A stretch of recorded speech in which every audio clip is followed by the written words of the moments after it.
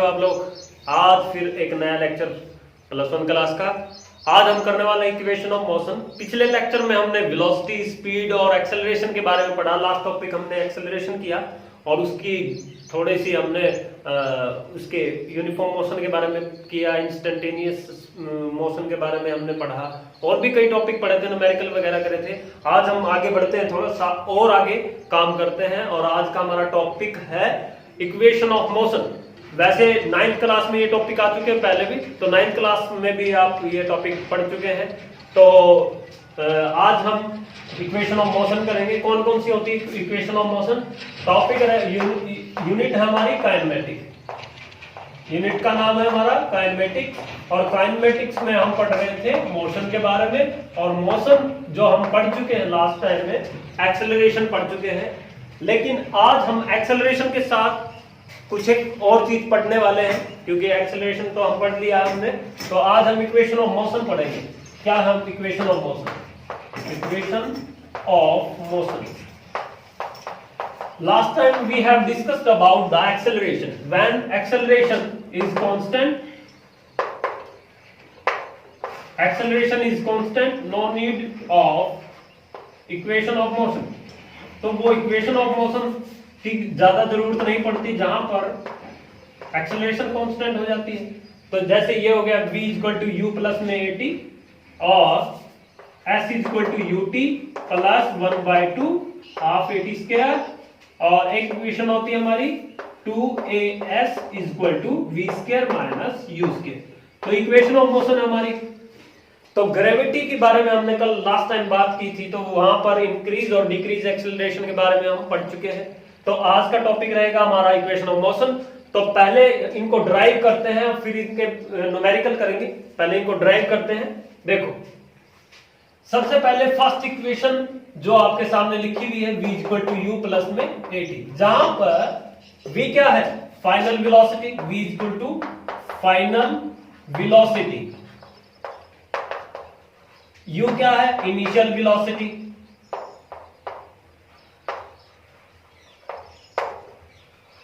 a क्या है? Acceleration, और t क्या है? टाइम टेकन, टाइम लिया था जो, वही टाइम है।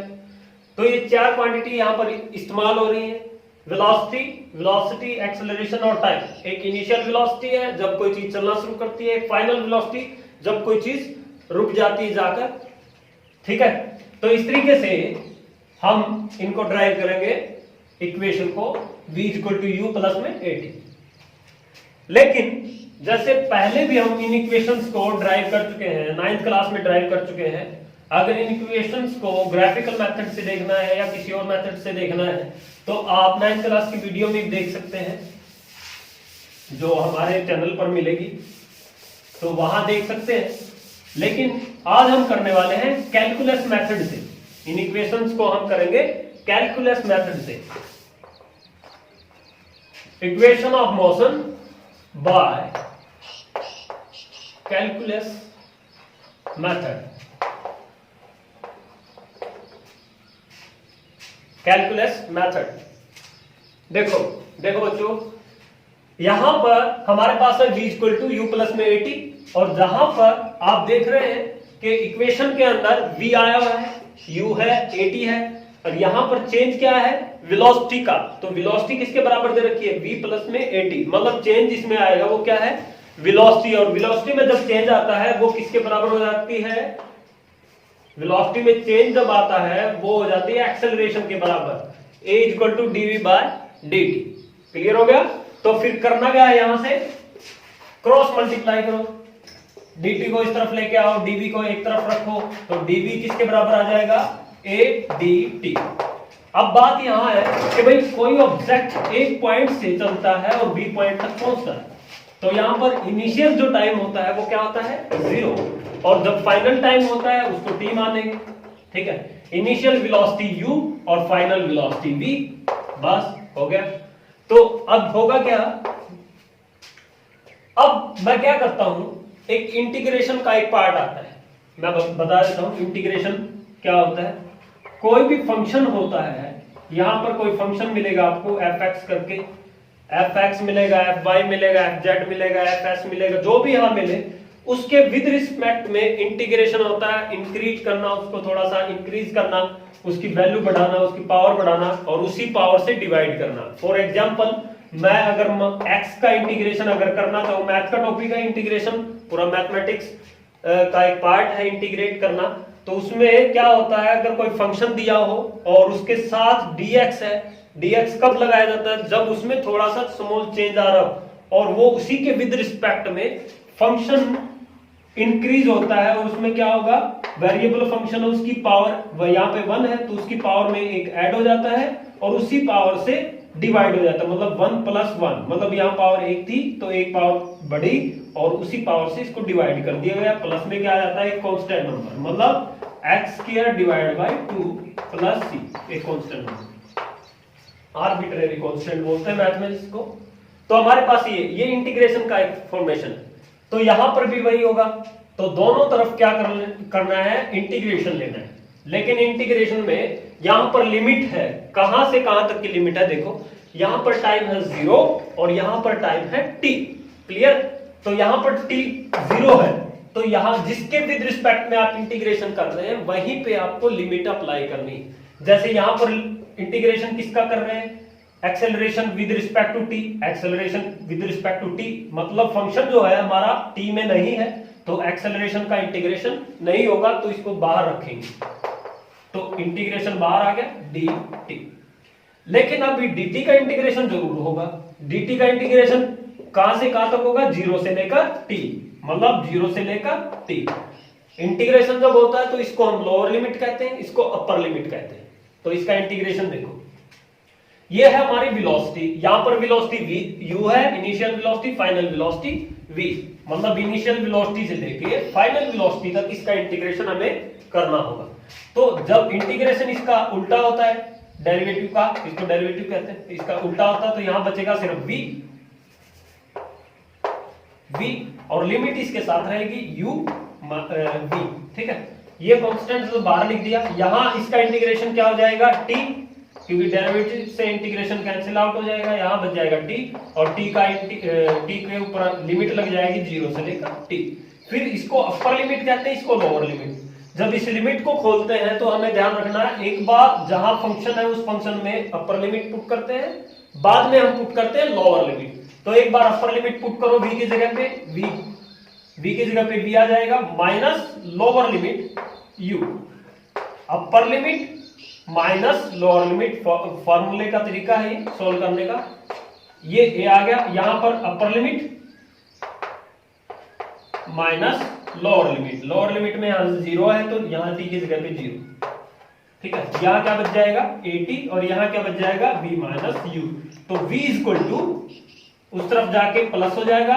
तो इस तरीके से आप इस इक्वेशन को सॉल्व कर सकते हैं। तो ये आपका equation of motion, first equation of motion कह सकते हैं इसको, फर्स्ट इक्वेशन ऑफ मोशन। तो ये है आपकी बच्चों फर्स्ट इक्वेशन ऑफ मोशन। तो इस तरीके से आपको सिर्फ एक चीज ध्यान रखनी है, वो ये है कि भाई वेलोसिटी जो है वो u प्लस at हमें प्रूव करना है और उसके लिए चेंज किस में आएगा, वेलोसिटी में चेंज आएगा। पहली इक्वेशन में कहां चेंज आ रहा है, वेलोसिटी में, और वेलोसिटी में अगर चेंज आता है तो वो किसके बराबर होता है, एक्सेलरेशन के बराबर। एक्सेलरेशन क्या था, लास्ट टाइम हम पढ़ चुके हैं, acceleration velocity change with respect to time t, किसके विद रिस्पेक्ट में चेंज हो रहा है, टाइम के विद रिस्पेक्ट में। जब भी वेलोसिटी चेंज होता है तो टाइम के विद रिस्पेक्ट में होगा और वो एक्सेलरेशन के बराबर होता है। तो उस v माइनस u भी लिखा जाता है कई बार। तो आप इस इक्वेशन को याद रखेंगे जब भी फर्स्ट इक्वेशन को डिराइव करना हो। लेकिन जनरल दो अलग अलग तीन तरीके होते हैं इसको डिराइव करने के। एक तरीका जनरल तरीका बिल्कुल जो आप इक्वेशन से करते हैं v इक्वल टू, वो कैसे करते हैं वो तरीका और बता देता हूं। वो ये होता है तरीका कि आपका एक्सेलरेशन किसके बराबर होता है, चेंज इन वेलोसिटी। इनिशियल से फाइनल तक चेंज होती है वेलोसिटी, फाइनल वेलोसिटी और ये इनिशियल वेलोसिटी।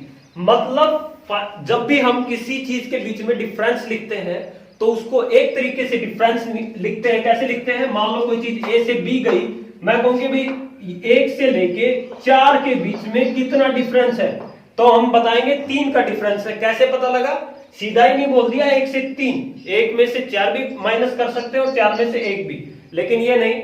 जब भी हम डिफरेंस की बात करें कि भाई 1 से 4 के बीच में कितना डिफरेंस है, तो हमेशा क्या करते हैं, फाइनल में से इनिशियल को माइनस करते हैं। और फाइनल में से इनिशियल क्या, मतलब फाइनल क्या है 4 और इनिशियल क्या है 1, मतलब 4 में से 1 को माइनस किया 3 आया। तो इस तरीके से फाइनल माइनस इनिशियल करते हैं। तो इसमें भी ऐसा ही होगा, ये इनिशियल है फाइनल, फाइनल में से इनिशियल को माइनस करते हैं और फाइनल यहां पर क्या है v, और v में से मैंने माइनस किया u को, तो फाइनल में से माइनस किया u को, तो आपका चेंज आ गया वेलोसिटी में v minus u divide by t, cross multiply करो 8 is equal to v minus u, और u को इस तरफ लेके आओ, ये प्लस का हो जाएगा, इस तरफ बच जाएगा v, इसको ऐसा लिखेंगे, अरेंज कर लेते हैं। तो इस तरीके से प्रूव भी कर सकते हैं। तो 2 तरीके हो गए। तीसरा तरीका होता है इस इक्वेशन को प्रूव करने का ग्राफिकल मेथड, वो 9th के एक वीडियो उसमें देख सकते हैं आप, तो चैनल पे मिल जाएगी 9th क्लास में, उसमें आप देख सकते हैं। तो ये आपकी वीडियो आज के लिए सिर्फ इतना ही। तो अगली जो इक्वेशन ऑफ मोशन है, सेकंड इक्वेशन, अगले वीडियो में हम करने वाले हैं। ठीक है, till the time take care.